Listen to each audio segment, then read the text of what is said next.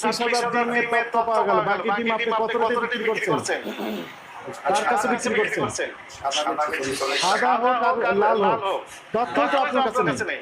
57 পয়সা লাভ করলে আপনি 70,434 টাকা 90 পয়সা লাভ হয় একদিনে। চালাকি করতেছেন আমাদের। এই একটা ক্যাশ মেমো।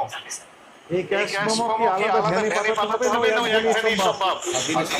দিলে সম্ভব। যিনি নিয়ে যাচ্ছেন ভ্যান চালক তার পকেটে যদি বুঝে দেন বলেন যে এটা আপনার পকেটে রাখেন, ওনাকে দিয়ে দিবেন। এখানে লেখা থাকে যদি বাকি বিক্রি করেন বাকি বাকি।